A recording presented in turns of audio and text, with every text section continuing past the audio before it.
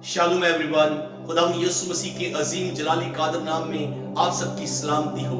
अजीजों, आज शाम मैं मसीह का खादम एक नया पैगाम लेकर आपके दरमियान हाजिर हूँ। आज हम खुदा के कलाम में से सीखेंगे ईमान में जिंदगी गुजारना या ईमान से जिंदगी गुजारना।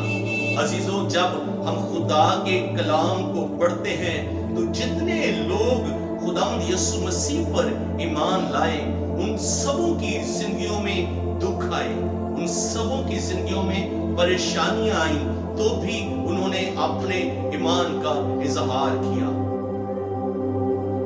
दुखों का, परेशानियों का, मुश्किलात का आपकी जिंदगी में आना यकीनी है।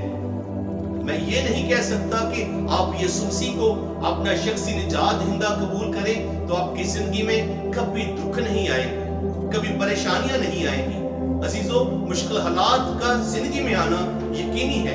आपके लिए ये जानना जरूरी है कि बेशक ये हकीकत है कि हमें लानत से रहाई मिल चुकी है और इब्लीस उसे वापस हमारी जिंदगियों पर नहीं ला सकता। फिर भी वो आपके सामने आजमाइश लाएगा, वो आपके सामने आजमाइश लाएगा, जैसे पौलुस रसूल आप बयान कर रहे हैं, जैसे पुराने अहदनामा में अय्यूब की जिंदगी में आजमाइश आई। सो इस ताल्लुक से हमने घबराना नहीं। जब हालात मुश्किल हो जाएं तो आपने हैरान नहीं होना। ऐसे वक्त आएंगे जब आपको मजबूती से ईमान पर खड़ा होना पड़ेगा। बाइबल मुकद्दस बयान करती है, खुदा का बंदा पौलुस रसूल दूसरा तिमोथेयुस उसके दूसरे बाब की तीसरी आयत मुबारका में बयान करते हैं, मसीह यीशु के अच्छे सिपाही की तरह मेरे साथ दुख उठा। अजीजों, ये पैगाम सिर्फ तिमोथेयुस के लिए नहीं बल्कि ये पैगाम आलमगीर है। ये पैगाम उन सब मसीहियों के लिए है जो खुदावंद यीशु मसीह के शागिर्द हैं, जो मसीह यीशु के पीछे चल रहे हैं। पौलुस रसूल, जिसे रसूल आजम भी कहा जाता है, जिसने कहा कि तुम मेरी मानिंद बनो क्योंकि मैं मसीह की मानिंद बनता जाता हूँ। मसीह की मानिंद बनने के लिए उसने बहुत कुछ सैक्रिफाइस किया, उसने बहुत सी कुर्बानियां दी। मसीह यीशु की मानिंद बनने के लिए उसने बहुत सारी चीजों को छोड़ा, बहुत सारे काम छोड़े, बहुत सा नुकसान उठाना पसंद किया। अजीजों, आज पौलुस रसूल तिमोथेयुस को कह रहा है, अपने शागिर्द को कह रहा है, मसीह यीशु के अच्छे सिपाही की तरह मेरे साथ दुख उठाओ, क्योंकि वो भी दुख उठा रहा है। पौलुस रसूल ऐसा उस्ताद नहीं है जो दुख उठाने के लिए आगे कह रहा है लेकिन खुद दुख नहीं उठा रहा। जब हालात मुश्किल हो जाए तो हैरान ना हो। ऐसे वक्त आएंगे जब आपको मजबूती से ईमान पर खड़ा होना पड़ेगा, जब आपको यह कहना पड़ेगा जो खुदा फरमाता है वो सच है, चाहे आप उसके बरक्स ही महसूस कर रहे हो।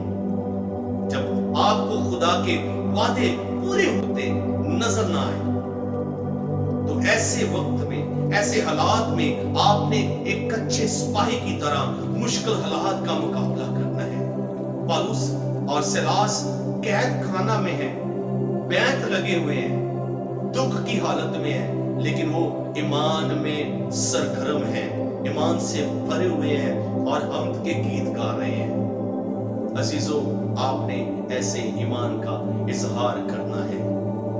बहुत से लोग शिफा के लिए, खुशहाली के लिए खुदा के कलाम को सुनते हैं और वो ये ईमान रखते हैं कि वो खुदा यीशु मसीह के नाम में शिफा पाएंगे, खुशहाली उनकी जिंदगी में आएगी, और वो खुदा के कलाम को सुनते रहते हैं और वो गवाहियों को भी सुनते हैं और ये चाहते हैं कि वही मिरेकल्स, वही साइंस एंड वंडर्स उनकी जिंदगियों में भी नजर आए।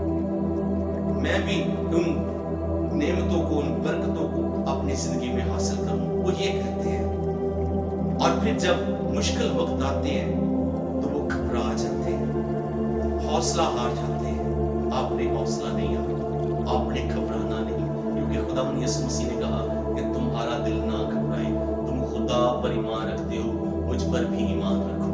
आपने खुदावंद यीशु मसीह पर ईमान रखना है और ईमान के बानी और कामिल करने वाले यीशु को तकते रहना है। कब तक तकते रहना है? تک اس روئے زمین پر آپ ہیں، ہر طرح کے حالات میں آپ نے اس ایمان کے بانی کامل کرنے والے یسوع کو تکتے رہنا ہے۔